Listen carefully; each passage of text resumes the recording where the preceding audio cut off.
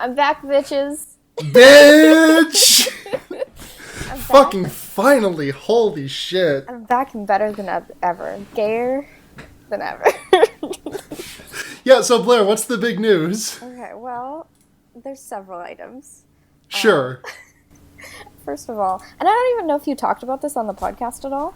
I might have, but I don't think I did. I think I just left it to you to talk about when you came back. Sure. So I'm genders is the thing. Your genders. Finally, we have two. Because it's so funny because when we started this podcast, a couple months in, you were like, you texted me and you were like, hey, you should probably take trans out of our episode description because I'm not non-binary, so I'm probably just a girl. Yeah. And so I changed it to queer 20-somethings. Right. So, because in high school, I was like, I have a disconnect from my general experience of womanhood. That must mean I'm non-binary. Probably female-leaning, because I like femininity and stuff. I like makeup, that's fun. I don't like boys' clothes, whatever that is, because they're all ugly as shit. So, definitely something other than that, but close to that. But then I was like, nah, that's not quite right. So I must just be a chick. I was wrong. I was so wrong. I just didn't want to be a straight dude. And, who does? Who wants to be a straight dude in this fucking day and age? Right. That's why I transitioned so I could be a lesbian. Right, yeah. Right on. No, now I'm just oh, also, second point of order, I'm also a Satanist now. I don't know if that's important, but it's something I feel like I should talk about. Sure, yeah. Yeah, it makes... Hail yourself, bitch. Hail yourself. Hail me specifically at all times. Yes, of course. We will on this podcast. We've done away with you can put a fucked up guy anywhere. Now the exit segment is just Hail Blair. Hail Blair. Mm-hmm. Yes. You also graduated Cum Lord. Yeah. Cum loudly. I graduated college cum loudly. Is that the best one, or is that Loudy or whatever is the best one? Megan Cum Loud. So yeah. Is it Magna, then Cum Laude, and then Summa Cum Laude? No, it's just Cum Laude, then it's Summa Cum Laude, Cum Laude, and then it's Magnum Cum Laude. Oh, so it's the lowest one where you get distinction, right? Right, yeah. Okay. It was my GPA was 3.3 when I graduated, so that's nice. I graduated with a 2.9. Yes, but this is before my grades from this semester came in, so it's probably going to take a dip. But I walked before that happened, so I still have the cords. They can't take it away from you. They can't take away the cords. Oh God, that reminds me. Once I'm back to driving my car, I gotta cut down the graduation tassel that I have hanging from my rearview mirror. Bitch, I graduated 2 years ago, today. Actually, now that I think about it. Oh my God! And I still don't have a job. I immediately threw all my tassels and stuff into a drawer because it's these provide no function in my day-to-day life. So I just I don't know what to do with them. I just have all these fabric bits that are you did school, and I'm I sure did. So now there's just fabric sitting around because I did. I found a varsity letter that I got in high school, and I'm what the fuck do I do with this? I don't want to get rid of it, but what the fuck? Yeah, I didn't even do sports. I got a varsity letter for doing band. I'm currently purging out a lot of my belongings from my room because I've accumulated a lot in my 21 years of life. And it's at this point, it's just if I don't feel an emotion when I see it, or even if I do, and if it's not intense enough, it just goes straight into the garbage at this point. Because it's bye-bye. I can't. I hate hanging on to things. It's just you have to leave my life. Now, we are exact opposites on that front, because I am a pack rat idiot bitch. Yeah. I mean, I used to be. But at this point in my life, I'm moving into smaller and smaller places. And it's I don't have room for any of this. And it's not, I have to constantly recycle the things I own. Yeah. I just, you know how it is. I do very much know how it is because I'm packing to move right now. Right, yeah. I actually hadn't heard about this until we were talking during the movie. I've been tweeting about it a lot. Or do you just not check? Do you just not, like, at the end of your day just settle in bed and you're like, okay, I guess I'll check Sarah's Twitter, see what's going on here. Not you specifically. Sometimes the only whose Twitter I actually like go through is like my boyfriend's. And John Danielle. Yeah. So that's a lie. You go through Roswell's and Glenn Howerton's. No, I don't. I can't stand the way Glenn Howerton tweets. He's such a dad online, and I can't tolerate it. But yeah, no, I signed a lease. I mentioned it on the podcast too, so I can tell someone's been listening. Look, I had a lot. Blair. I literally don't give a shit. Right. I have not even caught up to the podcasts I'm not in. You know. You were about to say the podcast that you like. The podcast, yeah. Well, the podcast that I was about to say that, but I'm like, that's not true. I like this one. I like recording it and I like listening to it. The podcast I regularly listen to, I'm like months behind on that. There was a lot of spinning plates going on in my life. Every year, Giant Bomb fucks up my podcast listening schedule because they do it twice a year. Once at Game of the Year when they release 5-hour episodes every day, and then again at E3 when they release 3-hour episodes every day for a week. And I am just now recovering. I'm almost back up to date on my podcast. I've got 5 in the queue right now. Right. And then E3 is coming up in a month, and I'm gonna get completely fucked again. Really? It feels like E3 happens more frequently every year, even though it only happens once a year. You know what I mean? I know, I totally feel you. But I'm fucking excited. They're going to show some more of that. This is the footage from the new Spider-Man game. We're going to probably find out what that new From Software game is. Sure. These are all things I know about as a gamer, as a noted gamer. Bloodborne 2, bitch. Right on. Absolutely. These are all things I'm completely aware of. You want to do a podcast? Let's get into the podcast. All right, and music. Dun dun dun dun dun. dun. We have the actual music for that. We don't have to narrate it.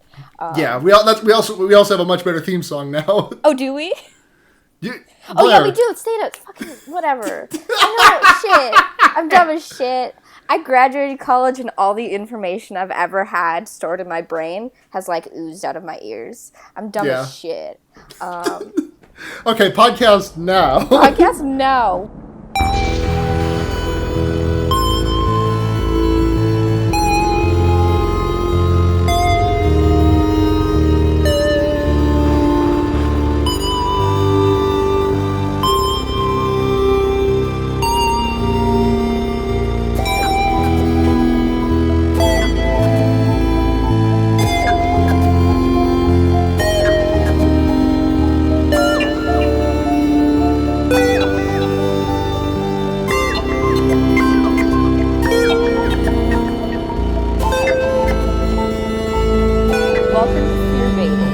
Welcome to Fear Baiting, everyone. It's your number one viral bad cursed Slenderman podcast. Yes, that's better.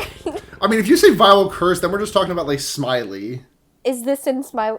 Smiley is this movie, but with more internet. Yeah, and more Shane Dawson. So more internet. Yes. Was Jason Mewes in that one? No, I'm thinking of Noobs. Yeah, you are thinking of Noobs. Oh my god. I'm wondering how we can justify getting away with watching Noobs at one point. It's terrifying. It truly could be considered a horror movie. It's not very good. It's very, very bad. But this week we watched... hold on. Oh, yes, that's right. We gotta talk about the gay and horror news, but there's no gay news. We have some horror news, I guess. Right on. I mean, Hereditary's coming out soon, and I'm so fucking excited. I'm gonna shit my pants in the theater. Yeah, I love basically everything A24 puts out as a studio.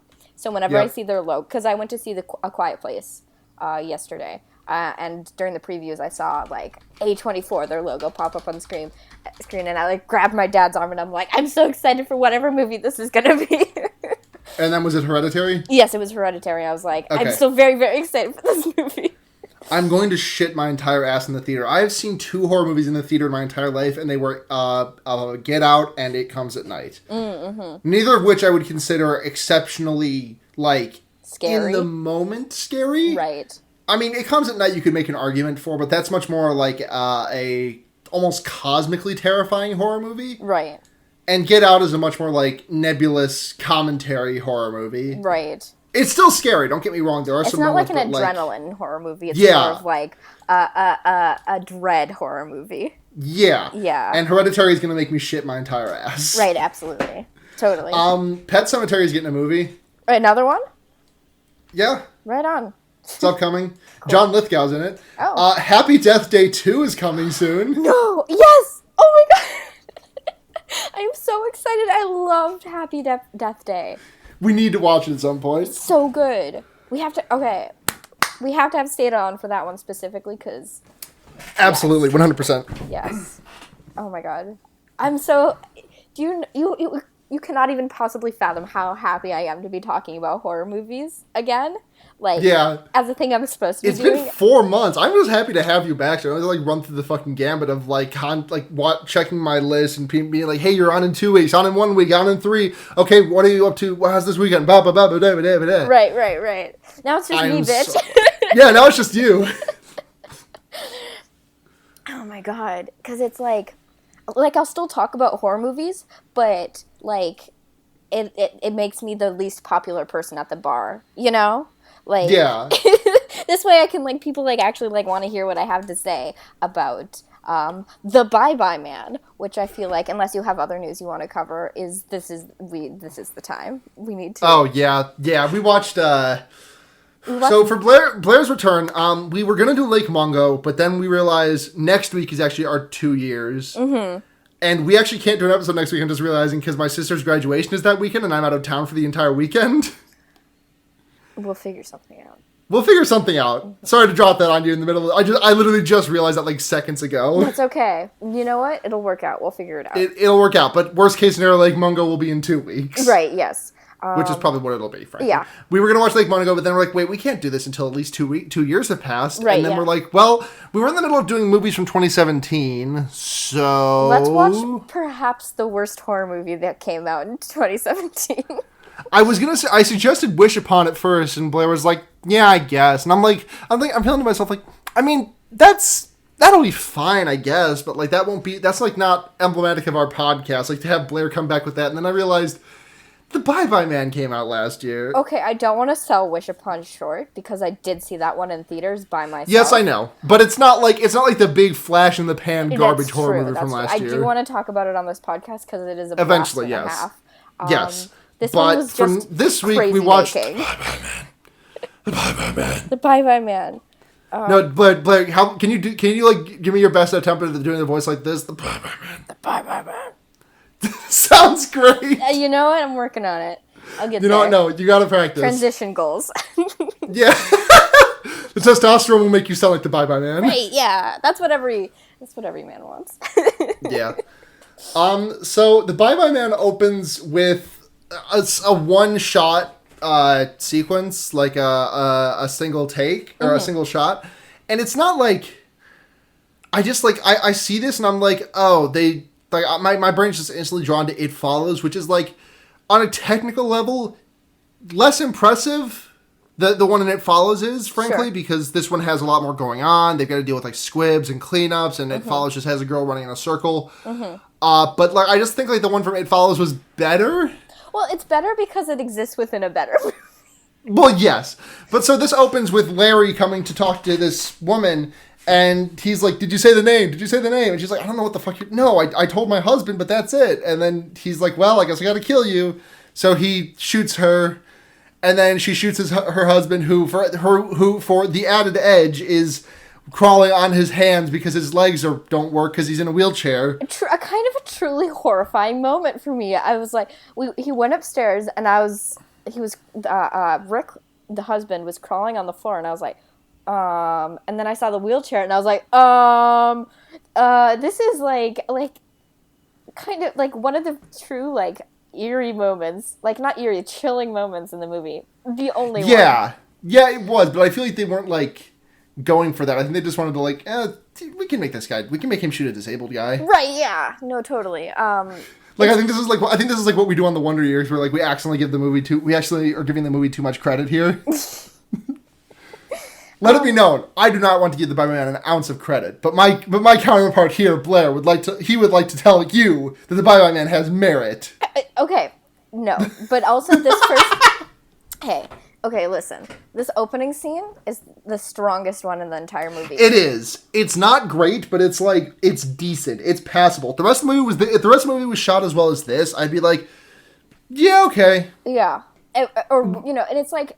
You could choose worse scenes to be your strongest scene than your opening scene, Even though it's all downhill from there, it's like, well, at least I felt a little optimistic about the movie going in, Yeah. Because then he shoots that guy, and he, like, there's a really nice, they don't really stage the gun correctly, because, like, the guy is aimed at, like, Larry is aiming at the dude's butt, basically, and then he fires the gun, and the gunshot happens, and the squib pops, and it, like, pops on, like, it pops at like the nape of his neck, which is a really weird angle to shoot someone at if you're at a 30-degree angle from them, or I guess be a 150-degree angle from them, Yeah. But anyways, so then he shoots a couple other people, and then he presumably kills himself, and we flash forward to the current day because this was back in 1969. Nice. Yep, Madison, Wisconsin. This is taking place in. And we meet our three heroes. We meet Tier 1, baby, John Henry, by the way. John Henry. I fucking hate that name so much. Okay, if you go by your first name and your middle name, you better have a good goddamn reason for it. And your first name being John and your middle name being Henry is not a good goddamn reason to go by your first and middle name together. I mean, the good reason is because he is a black guy and his name is John Henry. Do you get it, Blair? Do you get it? Do you get it, Blair? I don't like it. Do you get it, though? Yeah. Do you get it like John Henry the Hammersman? Yeah, I don't like it. But Blair, do you get it? It's really funny because he's black and his name is John Henry. Oh my god. It's the worst. Also, it's dreadful. It's the worst and terrible. Yeah, so we meet Tier 1, who is John Henry and Elliot. And then Elliot's girlfriend, Sasha? He calls her Bear a lot. Yeah. Then we have the goth chick, which we meet later, but... Kim, yes. But Tier 1 and Elliot, or Tier 1 and Sasha are moving into this new place. Sasha is a really weird name to have someone in a movie with. Like, I feel like in a movie like this, if someone is named Sasha, they would have an accent. I'm not saying you can be named Sasha and you can't be named Sasha without having an accent. Just like in a movie like this, from a studio like this, I'm surprised there's not an accent. Yeah. I totally get that. It's so simple that it has to rely on like preconceived notions people have of like human beings in order to function even a little bit. And even that, it's just nonsense. It's just Calvin Ball with how human beings are like meant to ambulate this movie, I guess. Interact with one another. But so they all move into this new house and like, whoa, it's a nice place. It's kind of weird, but we're college students, so it's kind of, we got to take what we get. Right. And then they throw a house party. Yeah. This house looks fully like abandoned, like completely abandoned. Oh, it looks like it. It looks like the house from It. Yeah. It's absolutely miserable. I would not. I mean, it's just not furnished really, but it looks like it might collapse on you. You know. I mean, when you're a student, like. I guess you take what you get. If they say $250 a month, you're like sold. Right. Yeah. Actually, yes. $250. Yeah, I'm looking at subleasing right now, and $250. Yeah. I would take that, no matter what. I'm paying $300 a month on my current place, and I'm fucking living the dream. Yeah, that's awesome. So yeah, they have a house party. We meet Elliot's brother Virgil, and we meet the goth lady Kim. Who isn't that goth, really? Like, if they were presenting her as a goth, they could have gone way above and beyond. Like, she has no fishnets. She just looks like a prep with dark eyeliner. Yeah, but she wears a lot of black as the thing, which is not inherently goth. I feel like she's wearing like some olive colors. Yeah. Which isn't, again, it's more on the goth side of anything. But like, if you're gonna make a goth like medium bitch. Like, yeah, you should at least black lipstick. At least black lipstick if you're not a God, I need some fucking black lipstick. Right. Can I say I need some black lipstick? I didn't get to live my goth phase as a teen girl, so I'm gonna live it now. That's what I'm doing now, bitch. But now that I have the budget for being a goth is the thing. So, I can just, do that. Like, I don't need to ask my parents, hey, can I go buy some black lipstick? I can just do it. And so I do it. And so I have several sticks. Yeah. So, yeah, they have a house party, and Virgil's like, man, you gotta be studying. And Elliot's like, bro, I got a party. Yep. And then they have like a seance afterwards, and Kim is like leading the seance, and Kim is like, okay, I can sense there's some things here. Like, what was it that Sasha called her grandmother? Gam? Something like that. Like, Something she says Gam's biscuits, which is very funny. Yeah. There's this whole thing where, like, she's like to Elliot, like, oh, hide your keys somewhere and I'll be able to tell them, or something like that, you know? So he decides to test her, and he goes and puts his car keys in, like, a pot on the stove. Right, yeah. And then, so they continue and shit, and she's just like, I've got a bad feeling about this. And they're like, ruh-roh. And Elliot's like, you're such a faker. And she's like, you put your car keys in the pot. And then it's like, bye-bye, man. And yeah, and then she falls over and shit happens. Yeah, she just falls over. Oh. I assume I don't think we talked about that. They did find the dresser where the bye-bye man. Yes, they found the dresser where the bye-bye man is scritched on the inside of the dresser. And then some weird things start happening. Like, John Henry takes Kim to her house, and she's like, hey, you want to fuck? Sorry you couldn't get up last night. And he's like, that doesn't happen to me. And she's like, that doesn't happen to me either. And then he sees maggots coming out of her eyes, and he's like, I'm not horny right now. It's so beautiful. The bye-bye man kills boners. Okay, made impotent by the bye-bye man is so fucking funny. It's like, okay, there's impotency and there's cuckoldry in this movie. It's so fucking funny. The bye-bye man enacts both. Yeah, it's so fucking, yeah. But also the maggot special effects. I'm certain if you've seen a preview for this movie, you've seen it, and it's just so bad. It's like... It's so bad. It's not even, like, a little convincing.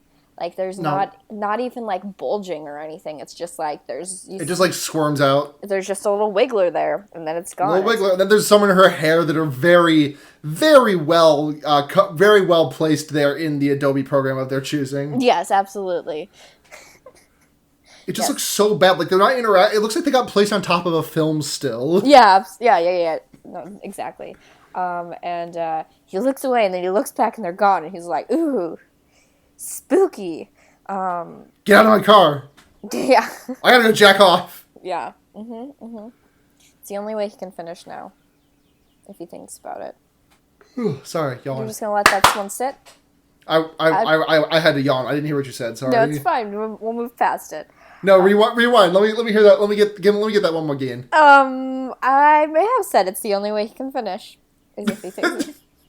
I may have said that with my human mouth. So he can only finish if he what? I don't know. There wasn't really a completed thought there. If he sees maggots coming out of a girl's eyes, if he beats off, like, what? Yeah. God, I've missed this. Look, I was just like, this sounds like part of a joke. Maybe Luna will help, or Sarah will help me with the rest of it. And you yawned, so that's fine. You know what? We can't all be winners. Like, the only place I can go with that joke is that he's like a necrophile that has ascended to the next tier, where he looks at a dead body, he's like, yeah, it's alright, I guess. But he sees, like, the maggots on it, and he's like, oh, dip. Cut that out, please. I'm not. No! Alright. What happens next? Let me pull up my notes. I got my notes here. Alright.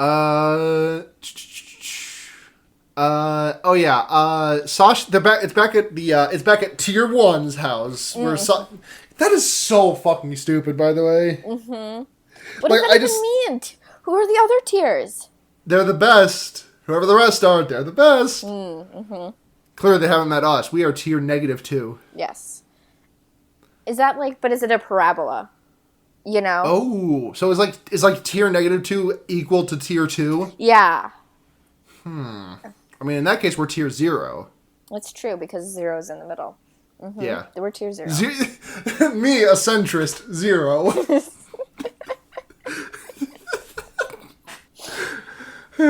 Good show. Great show. So Sasha is hallucinating about sexy, shirtless John Henry. Stupid, sexy, shirtless John Henry feels like he's wearing nothing at all. You know, like The Simpsons? Yes, I do know. I am aware. Oh, finally! I made a reference you got! Yeah, uh-huh. Oh my god, I am so blessed on this day. Oh. And then,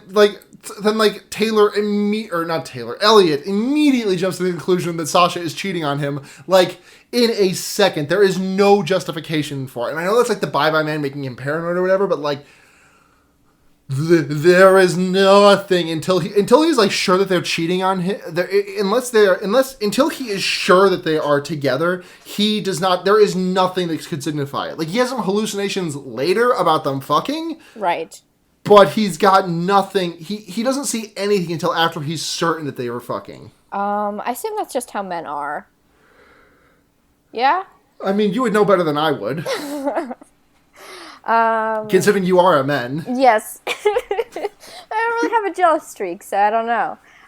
Maybe it's just how it's for. I mean, obviously. Maybe it's just how cis men are. Yeah, I mean, obviously it's for conflict, you know, and that's all the conflict is. It's just like it's like a weird soap opera drama conflict plastered in with like vaguely scary images.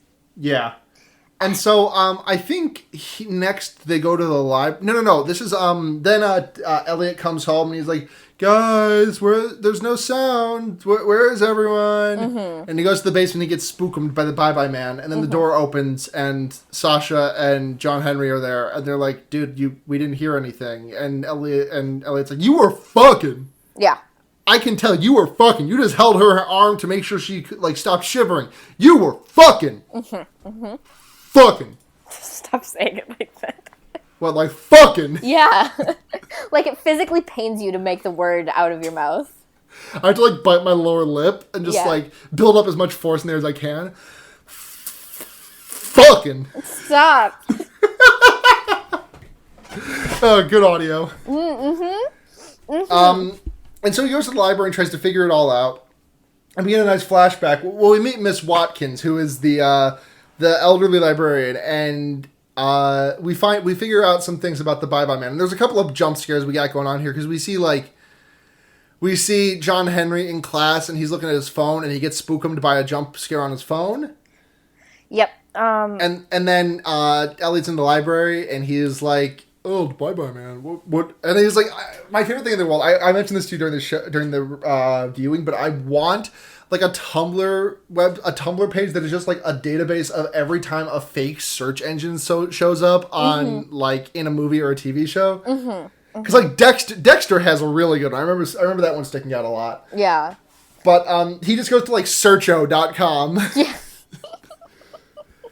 And he like searches up the bye-bye man and no results. And then he searches up something else, no results. And he searches up don't say it, don't think it. And something comes up that says Rayman 69. Sorry, it says Rayman. Redmon. Redmon. Yes, Redmon. But they pronounce it like Redmond. Yeah. Like they say Redmond. Yeah. But like that's not what the word is. Redmon is not like Redmond. That's Redmond. Yeah. That's Redmond. Right. Redmon. That's a Digimon. This is a the Digimon. Worst one. The worst one. He's the one. Redmon is actually the one that killed Leomon in the original series. I'm gonna nod along with these things mean something to me. I got one. I should be happy. No, I'm aware that Digimon exists and I understand the basic components of it. It's like Pokemon, but like in cyberspace, essentially, right? So. Close enough.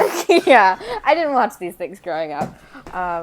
But then we have a flashback to see when Larry went inside that house and killed those people, and we see that he ran out of bullets and tried to shoot himself in the mouth twice and failed. And then the bye-bye man shows up, and Larry's like, "You'll never get me," and he drinks bleach. Or no, he drinks gasoline. Yeah.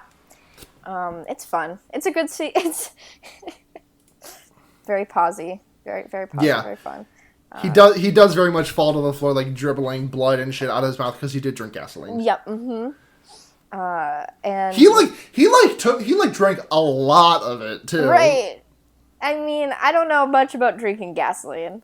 I mean, like, I feel like once you get a swig, like, he takes, like, multiple gulps. I feel like the first swig you take is just, like, gonna be like, no, dead. But what do we know? We've never drunk gasoline before. No, let's find out.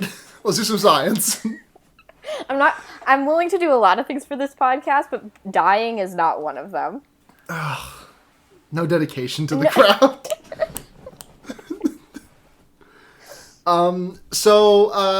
Then like, Kim calls or something. No, he goes over to Kim's house, I think, right? Mm-hmm. And he's like, "Oh, Kim, come here. We gotta do something to fix it. I know what's wrong." And Kim's like, "Okay, I'm coming." And her hand is, like, covered in blood. And the joke that I made was that she was, like, jerking off while on her period. Mm-hmm. And then you retorted that with that much blood, she would need to be fisting herself. Yeah. Which, I mean, I'm not wrong. As a matter of fact, neither am I. Okay, I'm not... Okay. Moving on. Listen, sometimes you're just in a size queen headspace and you need to get straight. We're not going to talk about this on the podcast. We cannot possibly talk about this on our podcast. Oh, we can, and we already will. We already are, bitch, but we'll continue. We have is the thing. Okay. Yeah. So, Kim is like riding with Elliot, and they pass the train tracks. And we didn't mention that a couple of things that the Bye Bye Man signifies are he has a meat dog. If you lose your boner, and also if you hear the sound of a train or a rolling coin, that's the Bye Bye Man. Uh-huh. But they drive past a train track, and there's a train coming, and it's a real train. And Kim thinks she sees people, right? And then she's like, "Oh, we got to help them." And then Ellie's like, "No, they're not fucking real, idiot." And then Kim's like, "I don't give a shit. Here, go, pull over. I got to get out." And he does anyway. He does pull over to let her out. And he also grabs the hammer in her purse that was used as a murder weapon to kill her roommate. Granted, he doesn't know that, but he does, like, chase after her with the hammer in hand. Yeah. And then, like a conductor just sticks his head out the window and goes like, "Gah!" Yeah. And then she gets turned into cream corn. Yeah. The thing about this movie is that every jump scare or any scare that's in this movie, quote unquote scare, if you can even call them that, were all in the previews for this goddamn movie. Like, I knew all of them before they happened. Exactly. Nothing in this movie caught me off guard because everything was in the trailers. And it's like, it's not even like there was that many things in the trailers. It's just that nothing scary happened in this movie. Nothing. I think this might be a bad movie. So I've seen bad horror movies that at least have a lot of jump scares in them, you know? They at least, like, put in the fucking legwork to at least, like, make your heart jump a little bit. This one did nothing. Even the jump scares didn't even do anything. They just happened. Right? Like, I never felt any sort of, like, scare chords or anything like that. It was just, like, shit that happened, and it was supposed to be, like, ooky spooky, but it's, like, it's not. It's not. It's the Bye Bye Man. It's Doug Jones. It's Dougie G. They'd be lucky to get Doug Jones. They did get Doug Jones, Did they get Doug Jones? Yeah, that's Doug Jones, bitch! Oh, no. They didn't As Nightmind himself said, Doug Jones also not only played the bad Slender Man in the 2011 Slender Man movie, he also played the bad knockoff Slender Man in this. They didn't need Doug Jones because there's no body being exposed. It's just robe. No! Remember at the end, he shows his entire face. Well, yeah. For that, you're going to get Doug Jones for one face reveal? It's not even his face that we're there for. It's his weird rubbery body. Yo ho ho, he took a bite of gum gum. Please tell me you get that joke at least. No, you know I don't. Sarah! Bitch! Sarah! Wait, I just realized we didn't introduce ourselves at the top of this podcast. I'm Sarah. I'm Blair. And Sarah, you know this. about me. Listen, I just felt like you've been online for so fucking long. I cannot believe you've never heard the 4Kids One Piece rap in your life. Oh my god, is that what that's from? I have heard it. And it has Yes, been... yo ho ho, he's like a bite of gum gum. Okay, well, it has been probably half a decade since I've heard it, so... Fair. Anyway. God. Oh my god, do you remember the 4Kids National Anthem? No. I don't. I like repost that every 4th of July. Oh my god. Well, then I wait with bated breath to see it again.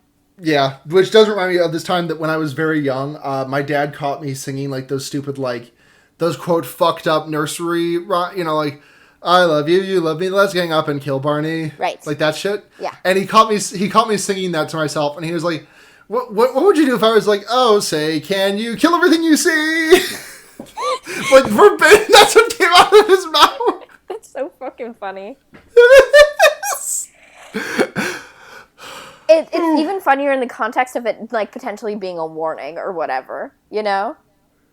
Yeah, like, it'd be funny if my dad was like, listen, Barney is a close family friend. I won't have you threaten him like this. Yeah. God. Where were we? Train crash. That happened. Yeah, train crash. Dead. Don't feel goddamn good about it. And Carrie-Anne Moss, sorry, is the only good actress in this movie. Mm-hmm.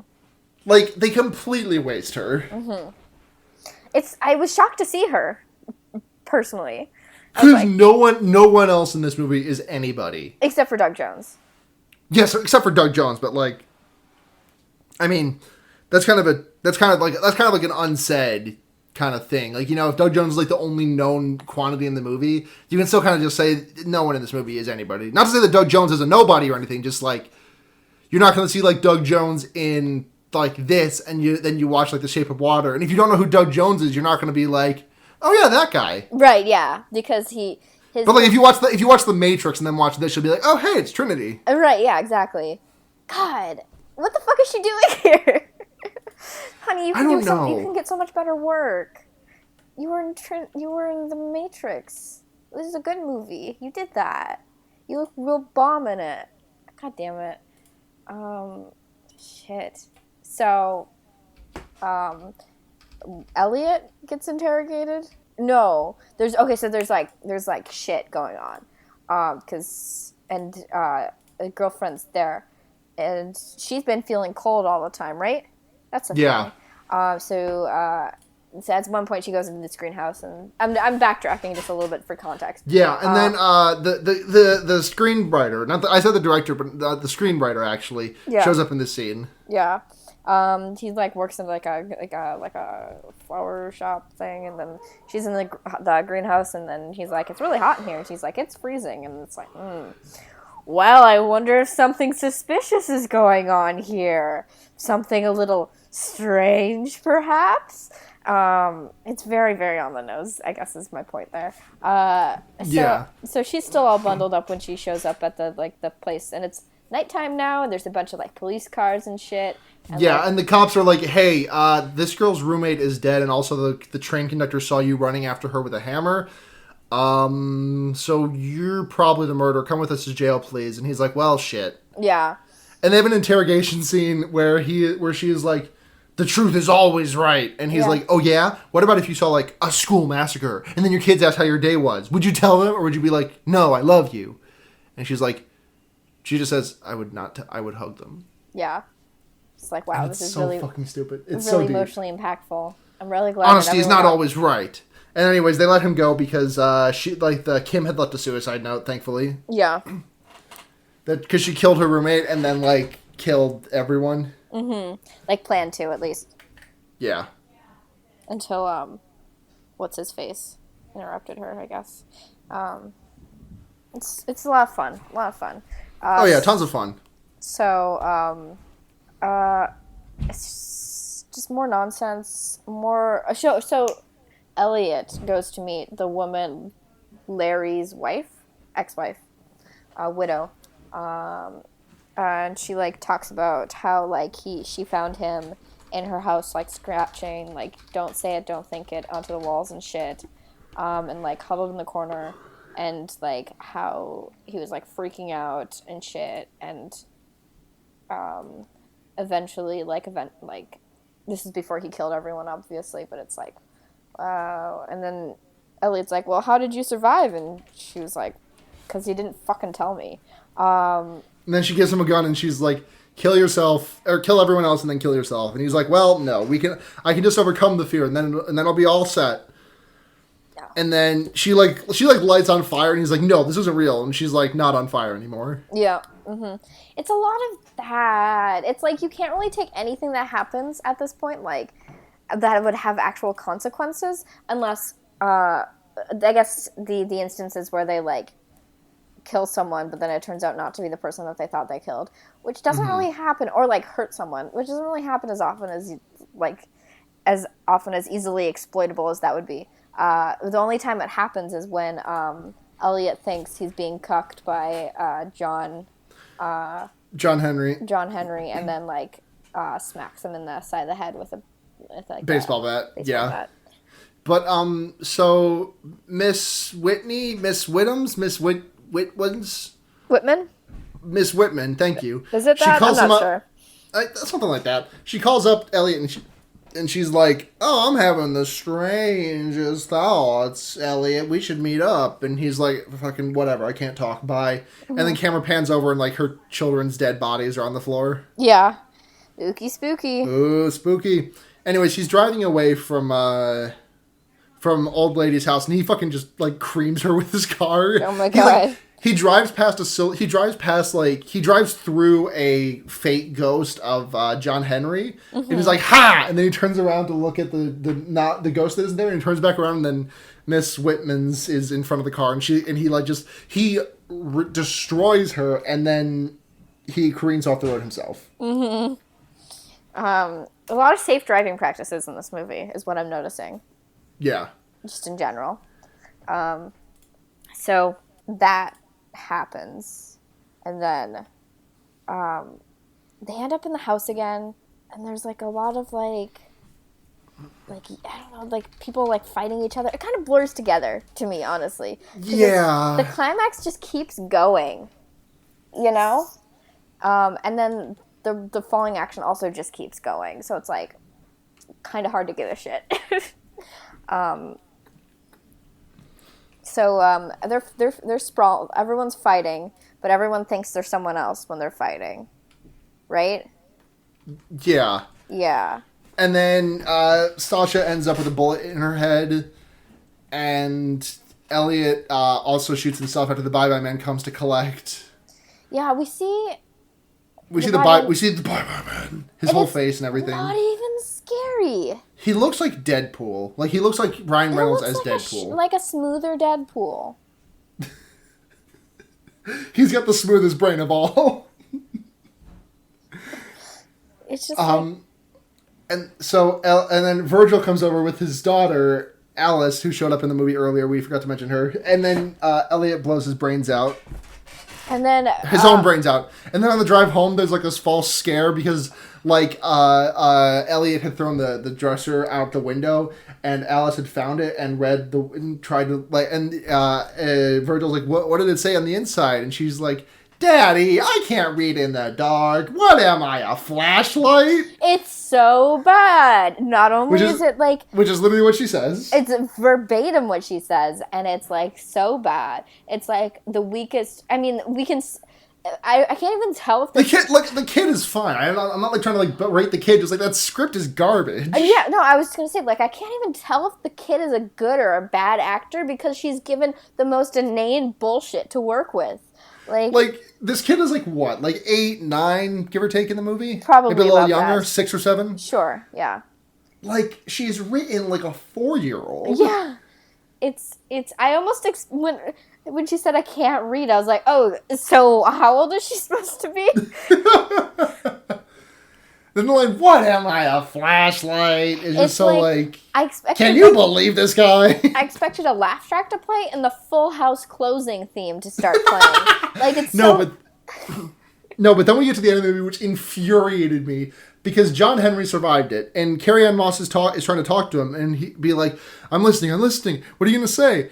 And he's like, the bye-bye. And then she looks at the camera, and the credits start to roll. Oh, my God. I was so mad. I am still so mad. It's not, like, I can't even tell what this movie is trying to do. This movie... I don't even know if it wants to be so many things. I think it wants to be utterly nothing and just try to, like, evoke everyone's fears. Because it's like, there's nothing firm to grab onto it insofar as rules or themes. It's just everything. It's like, we don't learn anything about the mythos of the Bye-Bye Man, which would be fine if this movie could rely on it without that, you know? Like... And It Follows, we don't learn anything about the mythos of it other than, like, the rules that surround it, right? Yeah. But this is, like... What was it? This is based on the bridge to Body Island, right? I don't know. Okay, that's what it said in the end credits. I was just curious if you had any history about that. No, I don't know anything. God. There's just random things, and they're introduced at random points, and nothing, you'd never stick to anything. Nothing sticks. Nothing hangs. These characters have no characterization. Nobody dies in this movie. I mean, sorry. What, 4 people die in this movie, rather?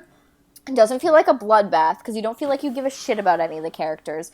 I mean, I guess you see, like, the deaths of, like, all those people back in 1969. Nice. Those are so that's, honestly like, the strongest goddamn scenes. They are. Those are the only good flashbacks... scenes in this movie. The actors are strong. The actors aren't, like, anything special, but they're more fun. And they're better than the actors in this part, in the non, like, flashback scenes. The flashback scenes are better because I think they feel campier. They do. They feel campier, and I think it's a more successful emotion than whatever the fuck the main thing is going for. Because it's not scary. I keep talking about it, but it's not goddamn scary. Not even a little bit. It's just infuriating. This okay, so to compare this to Wish Upon, which we almost watched. Wish Upon is a blast. It's so fucking crazy, but it's a blast. This is crazy making. Drives me bananas, this movie. The Bye-Bye Man's got you, Blair. I know. I mean, clearly, I am just, it's insufferable. It's absolutely insufferable. I just can't. I guess we should rate it, right? Like, that's on a scale of 0 to 5, meat dogs. Yes? Meat dogs? I guess. We didn't see as much of the meat dogs as I was hoping to. Yeah, right! Okay, so, like, they introduced... Also, hey, bitch, this was the unrated cut. What was unrated about it? I saw John Henry's entire ass, but I know that's in the rated cut. I just... Like, literally, like, it doesn't think to even feel yourself, like it earns its R rating. What in this movie could have been what in this movie could have been changed in the unrated cut? Like, I'm gonna go ahead and Is there more fucking?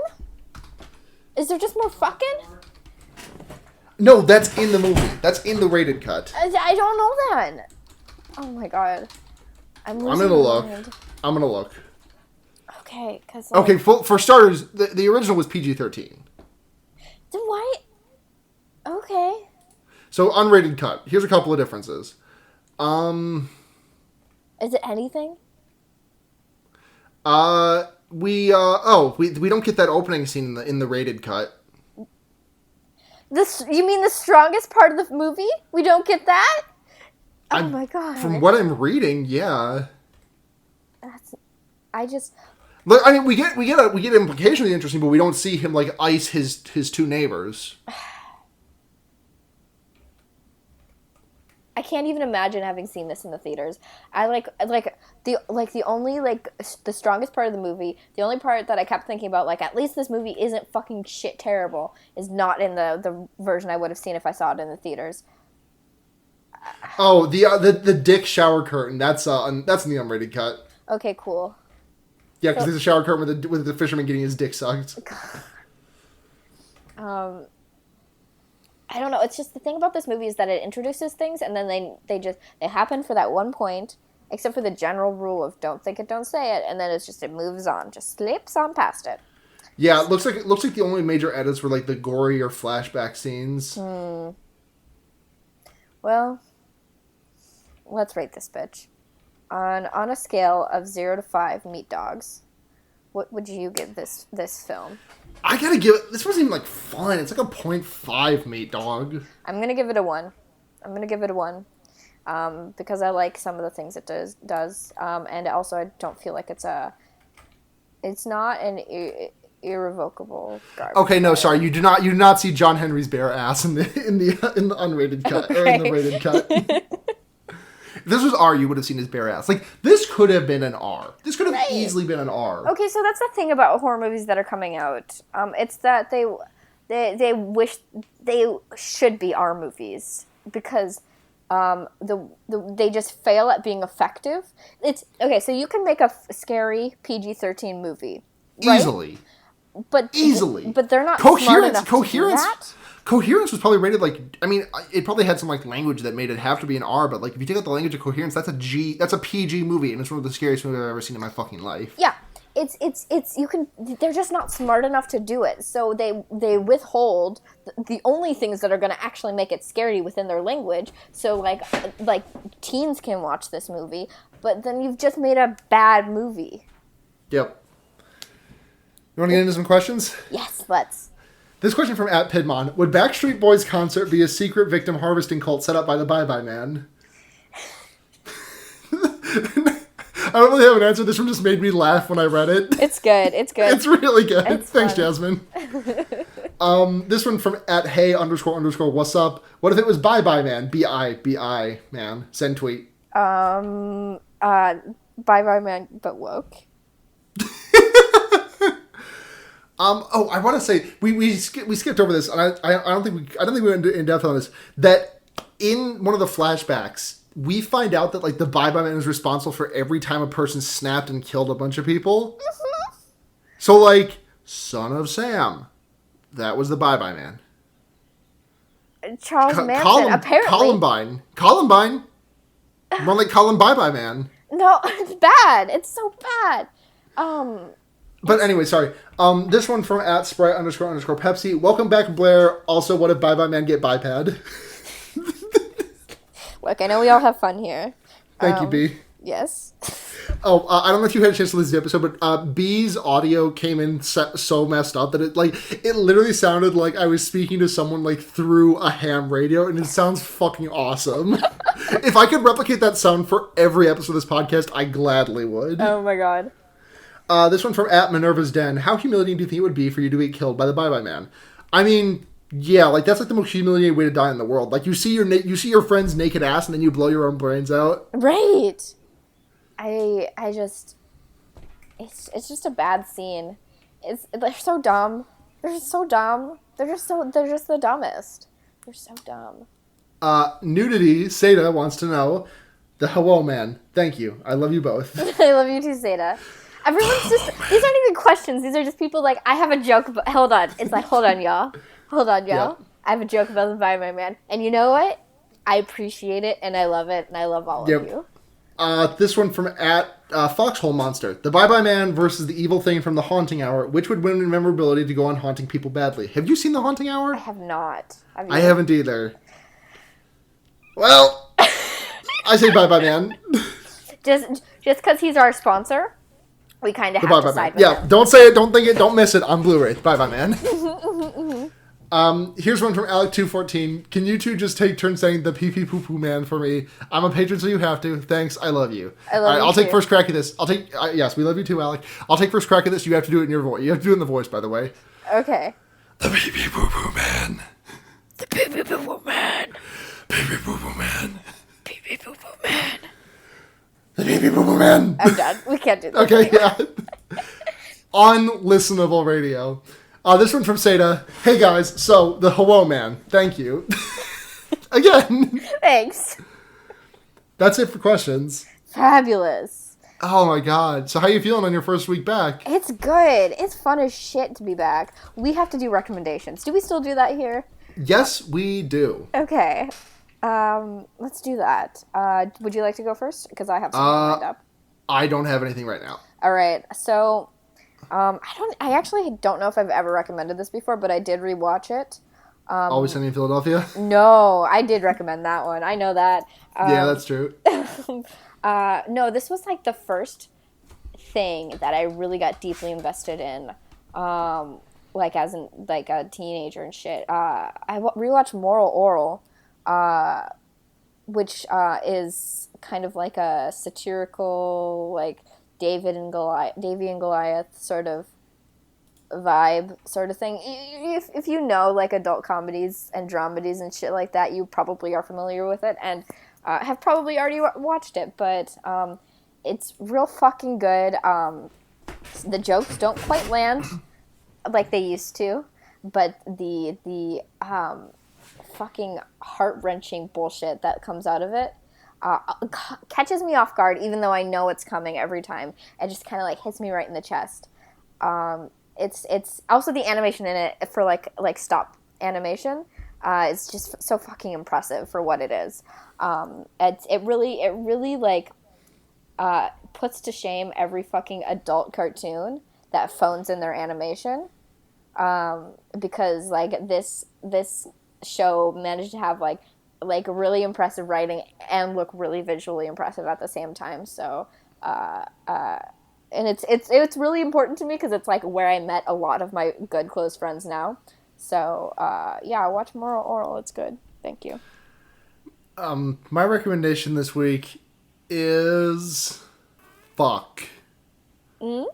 I haven't done God. I watched a bunch of this season of My Hero Academia is pretty good. Sure. There's some transphobia, which isn't great, but like that aside, it's good. Sure. I like it. I'm watching it. I'm having a good time. When the boy gets strong and punches people, I'm like, yes. Yeah. I give a big thumbs up because I'm like, yes, Borat voice nice. Shut up. Very nice. I've got really nothing else.